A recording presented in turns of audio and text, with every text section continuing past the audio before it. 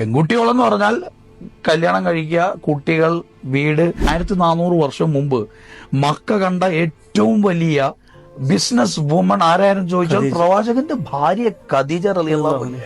ഖദീജ റളിയല്ലാഹു ആരായിരുന്നു? അവര് മക്ക കണ്ട ഏറ്റവും വലിയ പ്രമാണിയായിരുന്നു. എങ്ങനെ? പാരന്റ്സിൽ നിന്ന് കിട്ടിയ പൈസ അല്ല, അവര് കഷ്ടപ്പെട്ടുണ്ടാക്കിയ പൈസ.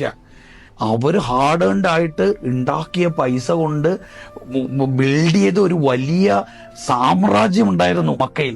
ഇസ്ലാമിക ചരിത്രം എടുത്ത് നോക്കിയാൽ യുദ്ധങ്ങളിൽ പോലും സ്ത്രീകൾ പാർട്ടിസിപ്പേറ്റ് ചെയ്യുമായിരുന്നു. യുദ്ധത്തിന് പങ്കെടുക്കാം, പുറത്തു പോയി ആരെ പേടിക്കാനായിട്ട് ഒരു തൊഴിലെടുക്കാൻ പറ്റില്ല എന്ന് പറഞ്ഞാൽ അതൊരു കൾച്ചറൽ തോട്ട് മാത്രമാണ്.